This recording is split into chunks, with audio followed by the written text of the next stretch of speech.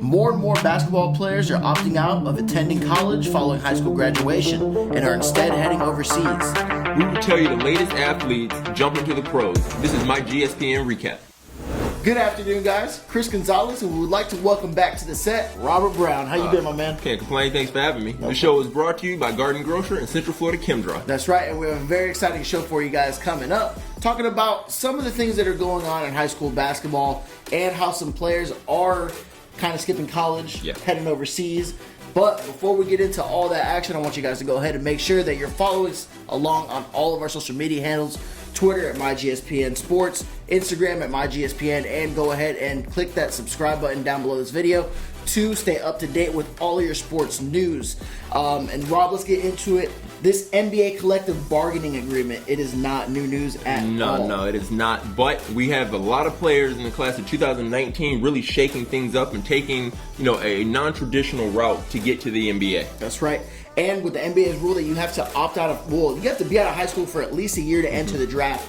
Some players have been avoiding college or backing out of their prior commitments to other schools to head overseas and start making money early, a year early. You also have the NBA G League route, where they are offering the high school talent a year. What is it, $125,000? Something like that. It's going to continue to grow, and depending on the more players that keep leaving high school early and not going to college, I think those rules have changed. But nobody's more controversial in this class, especially in this professional aspect, than LaMelo Ball. That's right. Now, LaMelo, after playing in a JBA stint, which was the league that LeVar Ball did create, they went overseas for a world tour. And during that world tour, LaMelo said, "Hey, I want to go back to high school, finish off in Spire." And with that came some backlash. It did. He was also in Lithuania for a little bit at first, which really, put him in the professional limelight. But going back to Spire, it's a prep school, so it's not, that traditional high school route. It's technically a year afterwards. And, a lot of people didn't want to play him because he was a professional, but he got the experience, and it's really looking like that's kind of shaping his mindset to moving on playing for the pros next year. It's looking like he's either going to go to China or Australia. Speaking of LeVar, he talks a lot. He says a lot of things. We don't know if it's going to happen or not, but those are the two destinations it looks like for LaMelo. Yeah, especially rumor-wise right now. Of course, he still probably would have that G League offer in the back door, but it is looking like the rumor mill has him going overseas.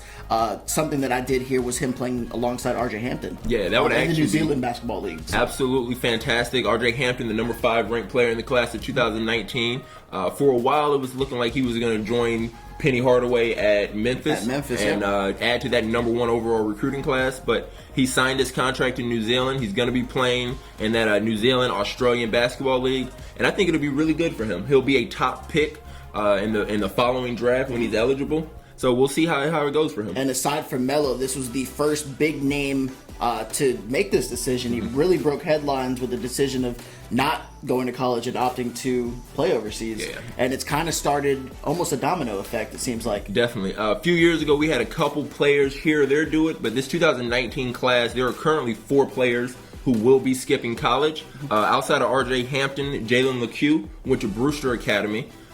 He did the prep route 1 year out of high school, so he'll be staying in the NBA draft. He's the number 41 ranked player in the class of 2019, so hopefully he gets drafted. I'm very excited to see what happens to him. He's an explosive point guard. Reminds me kind of 6'4" combo guard. Russell Westbrook type guy, gets to the rim, finishes very well. So, seeing him in the NBA draft after this year, it could really open doors for other players. That's right. And finally, from out in California, you have Kenyon Martin Jr., who made explosive headlines in his senior year at Sierra Canyon.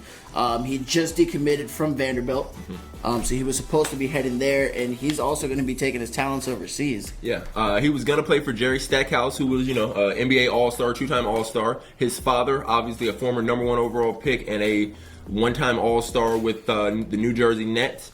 He's not quite sure where he's going to play. He just knows he's not going to play college ball. The 3-star recruit is looking, for multiple offers.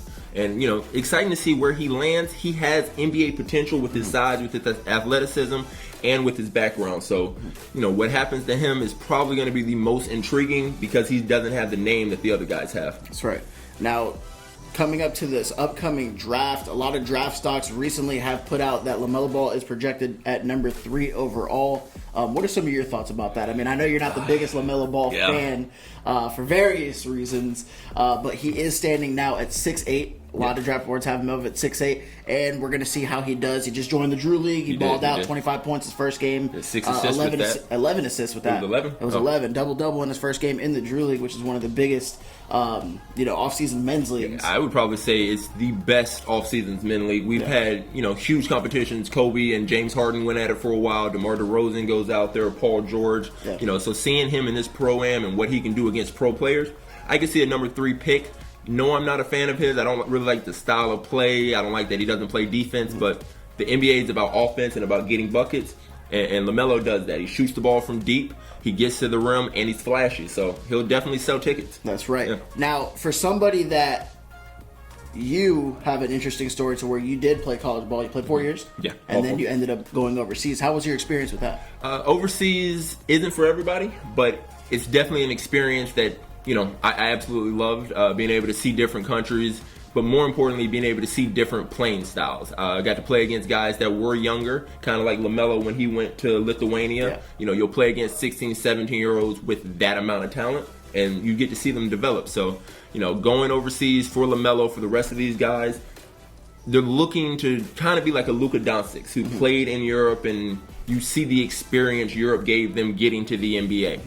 With everyone doing this, next year's class, the year after that, I can see them starting to morph and change it to where the collective bargaining agreement puts kids straight out of high school back into the NBA, so we're not losing that talent to Europe. Definitely. And then, even with that extra year, there's a lot of room for injury. Yeah. There's a lot of room for people to, have all this hype coming out of high school, end up going overseas, and no doubt don't really play up we to the look potential. at someone like Zion Williams, RJ Barrett, and probably RJ's a better example. 1 year at Duke, where he was the number 1 overall pick going into it, Gatorade Player of the Year, his stock dropped a little bit. Going overseas, you save that risk and you make your money. So even if you get hurt, you're under contract, you're able to get that professional money.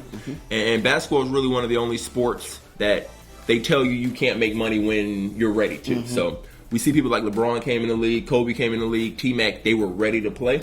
If you're ready to play, let the kids play. Amen. Well, guys, that's the show for today. We want to go ahead and thank our sponsors for supplying us with the needs for this show, GardenGrocer.com. If you guys are staying in the Orlando area at one of the Disney resorts, go ahead and place an order for groceries to be delivered to your room at the time of check-in. Save money and time by shopping with GardenGrocer.com. And not to forget, Central Florida Chem Dry. If you need your carpet, tile, or upholstery cleaning, give us a call at 407-315-1775 or check them out at centralfloridachemdry.com. Once again, I'm Robert Brown. And I'm Chris Gonzalez, and thank you guys for tuning in to this edition of my GSPN Recap, where as always, it's your sports, all you, all the time. We'll see you guys tomorrow.